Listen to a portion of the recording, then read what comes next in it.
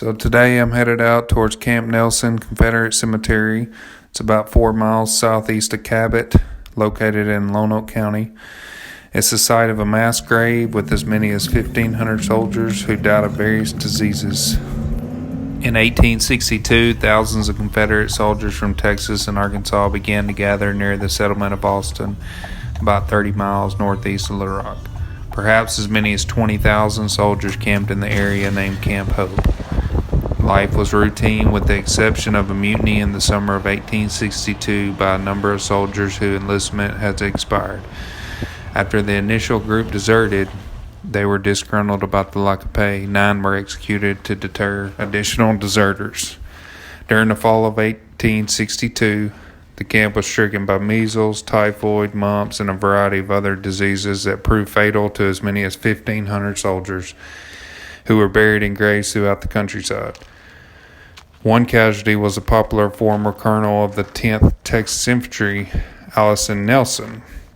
He is a native of Georgia, former mayor of Atlanta, Indian fighter, and Texas legislature. He died on October 7, 1862, just days after he was commissioned as a brigadier general. He was then buried in Little Rock Mount Holly Cemetery, but due to his popularity, Camp Hope was renamed to Camp Nelson. By the end of the year, the camp had been abandoned and soon was forgotten. At the turn of the 20th century, a group of local Confederate veterans initiated actions to establish a formal burial ground for the war dead. So veteran James Gatley sold a small tract of land to the group for $1, and in 1905, State Legislature 7 Smith was able to acquire a $1,000 appropriation from the state.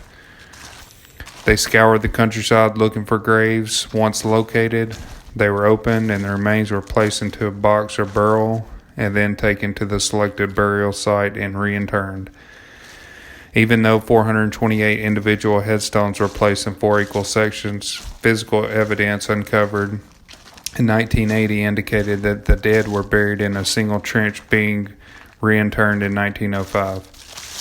An additional 12-foot tall monument honoring all the soldiers was placed in the center of the cemetery.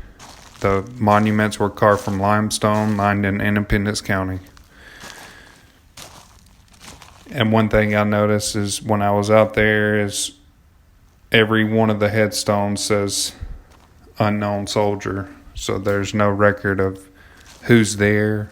We just know the amount of headstones and that they were relocated from around the area.